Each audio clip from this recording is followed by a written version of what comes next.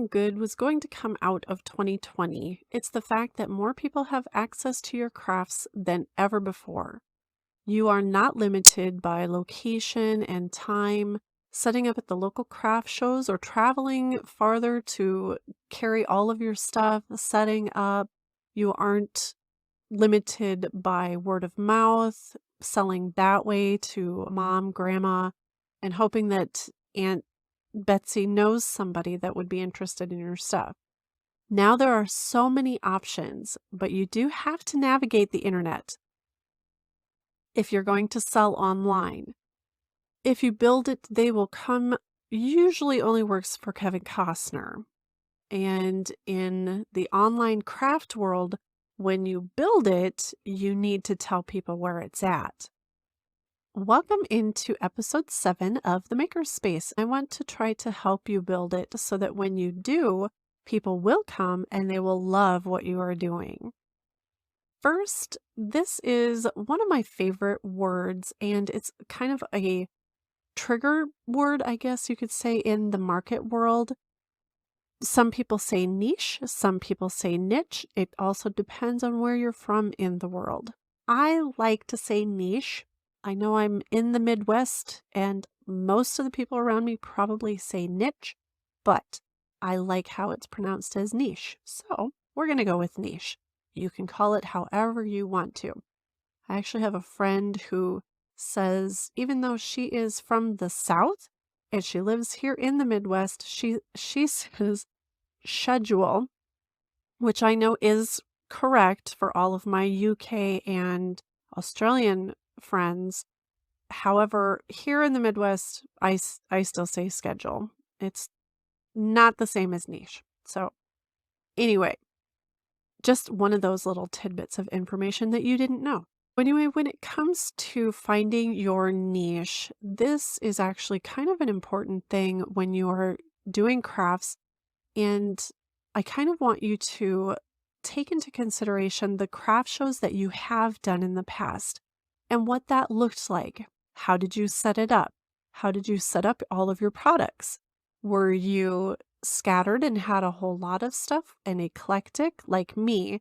I was notorious for doing this. I did not realize how important it was to really hone in on just a couple of products and really kind of master that craft. And so when you're looking for a niche, you're going to want to figure out what it is that you enjoy doing, that you're good at, or that you want to be, I would say, even a master at, kind of that expert in. Who are you selling it to? This is what's called your avatar. And no, again, movie reference, which you will hear a lot of on this episode because I am a huge movie person. However, an avatar is not a tall blue thing in space, but is actually your ideal client, your ideal customer. The people that come to your booth and buy your stuff or really like your stuff or that you think would like them. So what you need to do is figure out who that is. What is their name? What do they do for a living? Or how do they dress? Where do they live? What kind of car do they drive? Take some time and write all of this out so you have a clear understanding of who that customer is so that you are going to create your crafts for that person. Mine for Apples and Aprons, which is my online shop, which if you go there is currently under construction because I need to niche down. And because of having 6 kids and getting the virtual street market going, I have not spent any time in Apples and Aprons. And so my store is pretty eclectic. I do like a lot of things, but I'm not a master of anything except for sewing, which I know that you can do a lot of, but that's still a niche. And that is still something that maybe for myself, for my shop, I will be planning on niching down in aprons because that's just something that I love.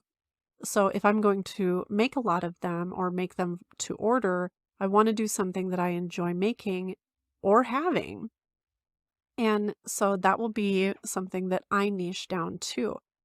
But my ideal client is actually my sister, and I chose her because she and I have two totally different DNA when it comes to crafts. I started sewing, I sewed my first doll dress when I was 8 while she was outside banging up her knees and getting her hair cut by the neighbor kid. But she appreciates the things that she sees. She likes pretty things. She likes to buy pretty things. So she's actually my avatar. And I have her name down as my avatar name. And that's just something that I have on file for my business stuff for Apples and Aprons.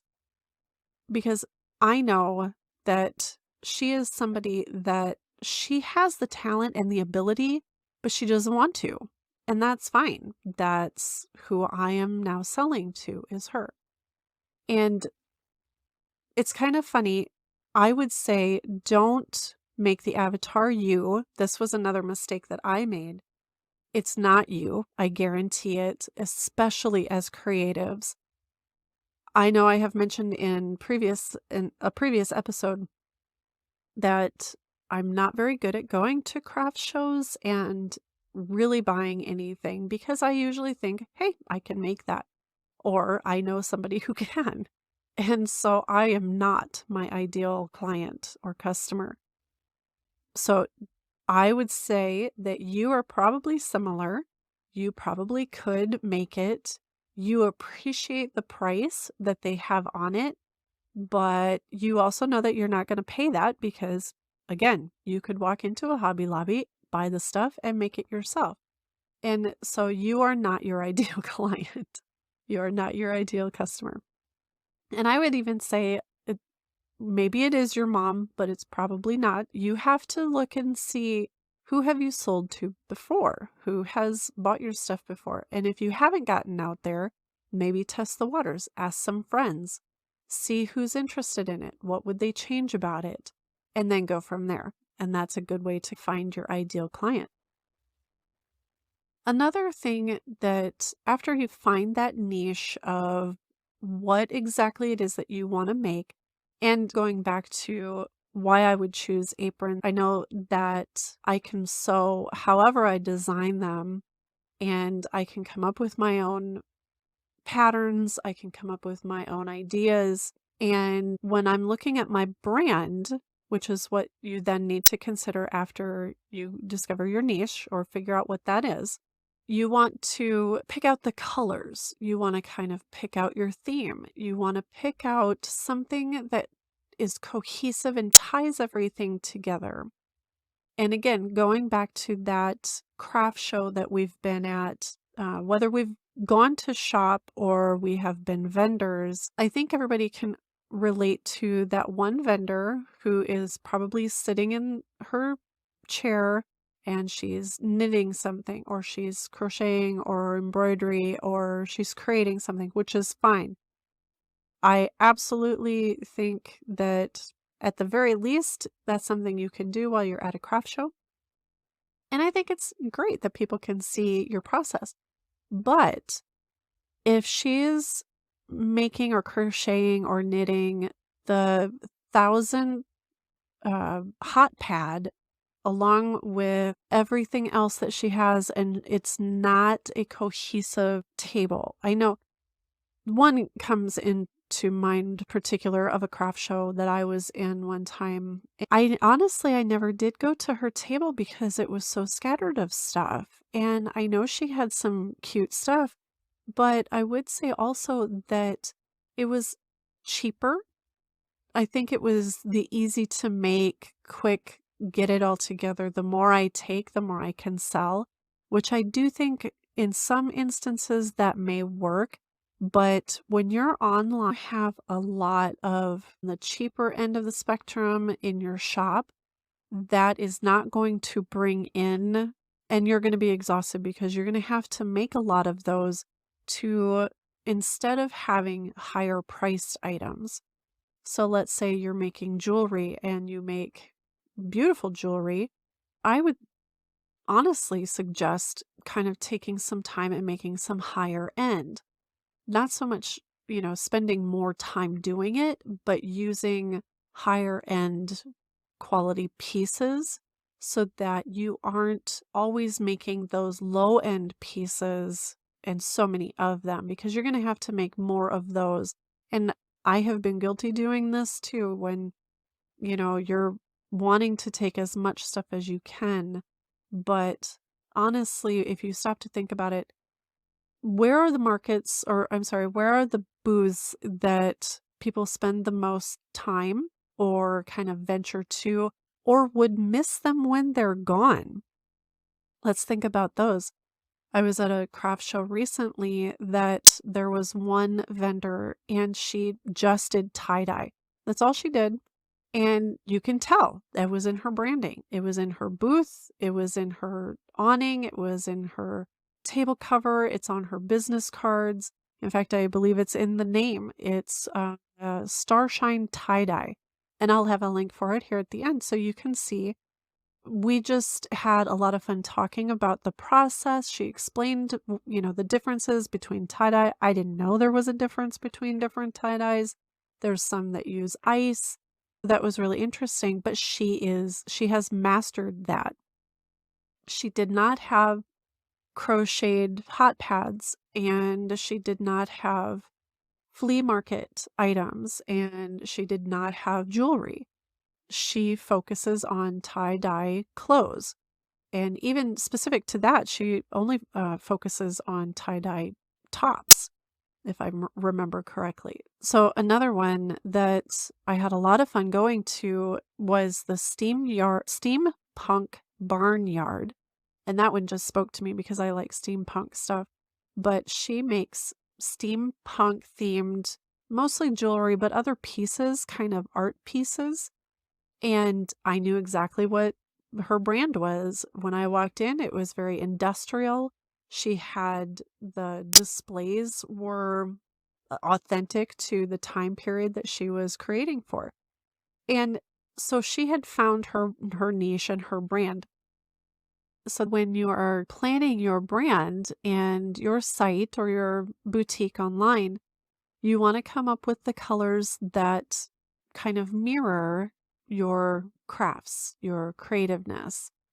And I wouldn't go kind of think of it like a craft show, like you're setting up your booth. How do you want the booth to present? How do you want people to, when they first get to your website, how do you want them to see it? Does it kind of scream, help, I pulled everything out of my kitchen for display? Or does it yell, I spent a lot of time doing this, which means I spent a lot of time on the crafts that I have created, which means you can trust that what you buy is quality. I kind of get a kick out of the picking up all of the business cards when I'm at a craft show, or as many as I can, and going through them later, which I will admit, I have one in particular, Granny's Trinkets. I honestly can't tell you what was at this table, why I picked up this business card. And on her card, there is no website, there's no shop, there's nothing for me to track her down. There is simply a phone number and an email address. And I'm sorry, I'm not going to email just to figure out what it was you were selling. And then she has face painting on the business card, which maybe that's her side gig. But I don't know anything else about Granny's Trinkets other than Granny knows how to face paint. Another one that is kind of funny from one of my clients that I work with, and he has shared this on his own podcast, so I know I can share this, but Josh Hall, who is a web designer and now a coach, he actually had, when he first became a web designer, he had drum lessons on his business card, which if you're looking for a web design, you're probably not looking for drum lessons also. And so he quickly discovered that that might not be his niche, even though, look, I'm like slurring them together, his niche. So he quickly redid his business cards and took that off. But like I said, Apples and Aprons for sure has had the same issue. And it really wasn't until I kind of started diving into the marketing and hanging out with all of these guys that I discovered how all over the place my website is and that my shop was. I probably I could show some pictures, maybe I will in the website of how terrible my booth was. Yeah, yikes. Once you have figured out your niche and your brand and you've got the colors and the style that you want to go with, the next thing to do is get it into a website or a shop or boutique and something that is yours. And I know I have talked about this before, doing something that is not a rented space like social media. Have something that is safe from being shut down suddenly. Don't pour all of your time and energy into something that can just be kind of swept away really quick or revamped or is subject to algorithms because that's not fun either. You want people to find your site, find your shop, and stay there. Having a website and your own site is, or shop or boutique, whether it's Spotify or a website, it gets the attention of Google. And I know I have talked about Google and its algorithms before. Ultimately, that's in your hands. To get Google's attention will be entirely up to you. So, having the right keywords, having the right kind of movement in your site, and the more people that come, the more attraction that will get. So, that comes naturally and you can do it organically, and that is the best way to do it. Your boutique and your online shop should just be the kind of culmination and extension of your brand and your craft. And that's what we're trying to show everybody. So when you take it to a social media outlet, which would be the next tip that I have for you, when you market your brand on social media, Instagram and Facebook, Pinterest, all of your posts and everything can be cohesive to your brand and your shop. I know Jasmine Star has seen success on Instagram with hers. She's a professional photographer who took her brand to Instagram and all of it is cohesive. It all looks like her. So that's a great example. You want to be on some platform for social media. I do suggest that you not be on all of them. Be on one, master that one, be on two if you want. That's okay. Just don't get out ahead of yourself. Master the ones that you're on. I know TikTok is probably one that everybody's heard of. Not everybody's going to want to do that one. However, the selling point to TikTok right now is that it has more followers than Facebook.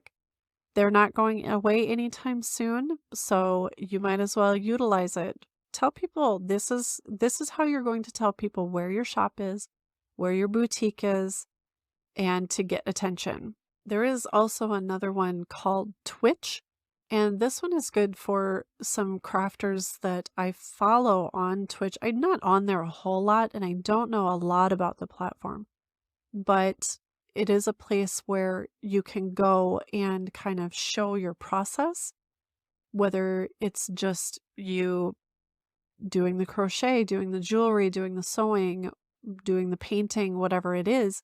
You can show how you're doing it live, and everybody who is on your mailing list will know that you're live.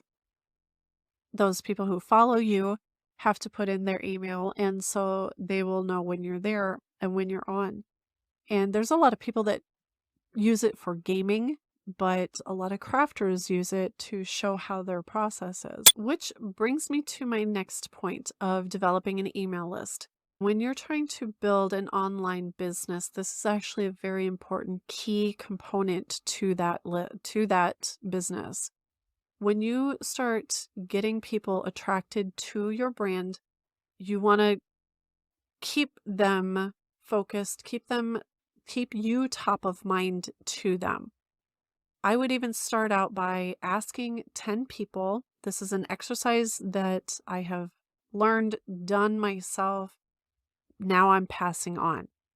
Ask 10 people and just ask them, hey, I'm starting an online shop, boutique, promotion for my shop, whatever you want to say. Just say, would you be interested in being on my email list to find out if I have new product? If I'm just trying to grow my stuff online. Some will say no, and that's fine. Just be ready for that. You'll have some surprises as far as when you ask, they may say yes, and then they may unsubscribe right away. I recently had that happen and was kind of taken aback by it. But again, you kind of have to have somewhat of a thick skin when it comes to this because some people just can't say no, which was probably the case in this particular situation. So I put her in a situation that she really didn't feel comfortable telling me no. And so the safest thing for her to do was to get on the list and then get right off. So I'm not really holding it against her, but that is something that you have to be prepared for, is that you will hear a no. But it's those ones that come back and say, heck yeah, that sounds like fun. Those are the ones that you're like, okay, I can do this. I can ask more. Once you kind of start getting out there and not so concerned about what people are going to say, if they're going to judge you, if they're going to judge your business, just get out there. You will be surprised how easy it does become. Start with 10, at least go with that. Once you have 10, or at least 10, start putting them into, you can put them in a spreadsheet, or you can put them into an email provider like ConvertKit, which is something that I have an affiliate link for, and I will list it in the show notes. If you're interested in ConvertKit and using ConvertKit, if you go through that, but it helps me out a little bit. So I will link that in the show notes. But ConvertKit is kind of fun because these guys, they'll keep all of your email addresses together, and they'll even set up a template that you can use for future emails. You can automate things. It's just nice to have, and it will even tell you who opens their emails, when they opened it, how often they're opening, if they're opening, every time you send them something, everything. And that's how you also can see when they unsubscribe. But it just gives you so much information that you can use for future email. And these are things that you don't even have to do them. You don't even have to do them once a week, honestly. If you're a situation where you just send out an email once a month and, hey, these are new products that I have in my shop, or hey, I'm doing a sale this month for Mother's Day, or even, hey, we're taking vacation. So if you need anything before or after this date, I know a lot of people will send out, don't forget to order before this date if you want it by this date for, holidays, Christmas, Mother's Day, Father's Day, that kind of thing. So that's a good reason to have the email.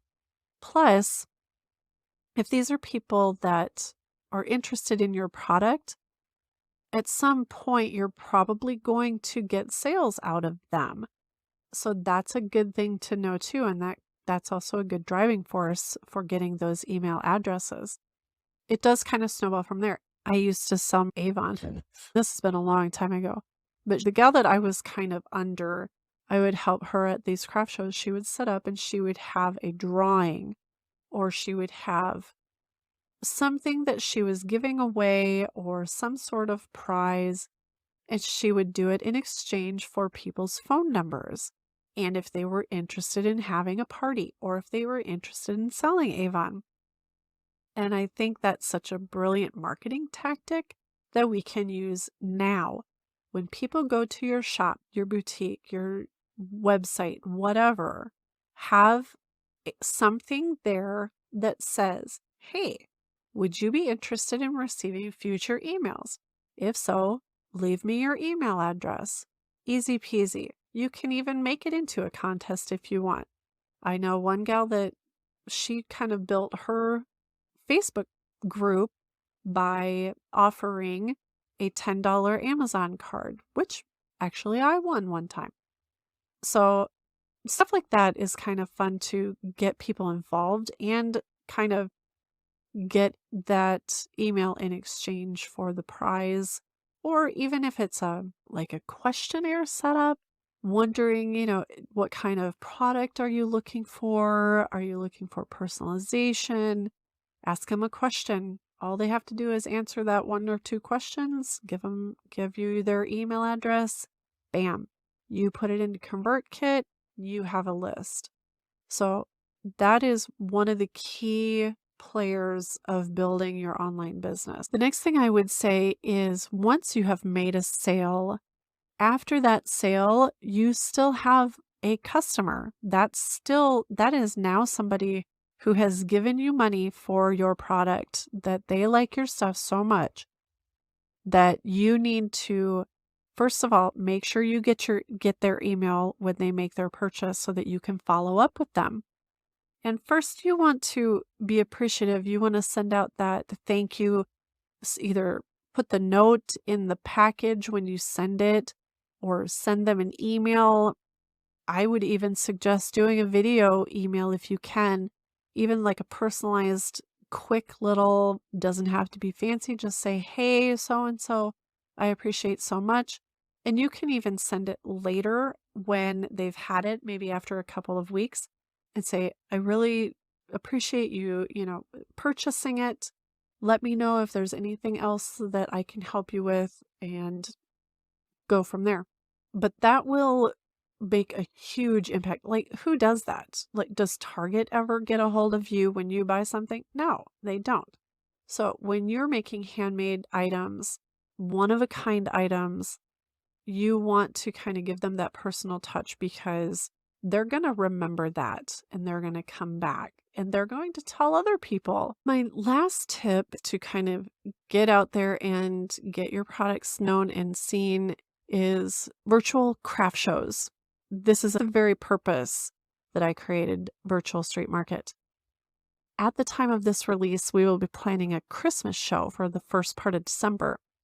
So if you want to get notified of that event, go to thevirtualstreetmarket.com and enter your email address. See what I did there?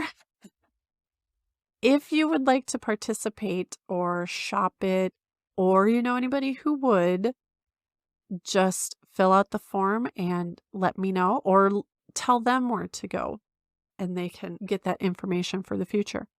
It will be different than any other virtual craft show that I have seen so far.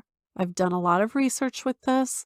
I don't really care for how the previous virtual craft shows have gone. I think it needs to be more of an experience than it's been, less of a, I don't know how to put it, like a Facebook post or like a live YouTube. I've seen a lot of people kind of showing product and then taking orders, or taking, the first person to comment type of thing. I don't think that's terribly efficient. It does seem like it's a lot of fun, but not terribly efficient for the sellers. And really, it's hard to kind of include more people that way. So what I have come up with is going to kind of blow that out of the water. So I'm really looking forward to this. I hope you stick around and just kind of keep an eye out for that. Those are all the tips for getting your product seen. Coming up in the future, for future episodes, I have some amazing guests that I'm going to be interviewing in the next few weeks. I'm pretty excited. One is a certified Canva expert, and I've talked about doing Canva, the platform Canva, before. I don't know if you've heard of Adobe, which that one is pretty, oh my gosh, it's pretty amazing, but it's pretty beefy. You pretty much have to know what you're doing in Adobe. Canva is more user-friendly, and I like doing that one.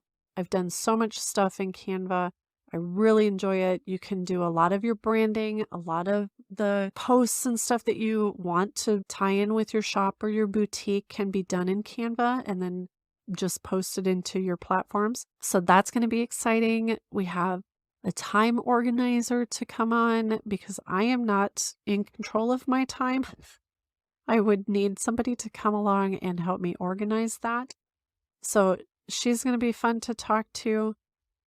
I have uh, so many others that I'm just so excited to share with you guys. If you're interested in becoming a guest on the Makerspace, or you know somebody who is or should be on here, leave me a message. Tell me who these people are or who you are, what you have to offer the Makerspace, and we'll chat. You guys know I like to chat, so I appreciate you so much for listening.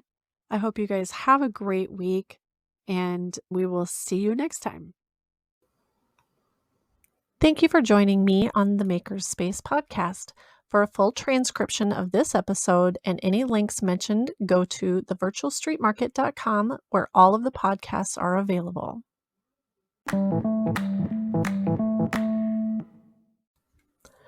This episode is sponsored by the Virtual Street Market, where we are helping crafters build a successful online business by providing a community and resources to support you in your journey.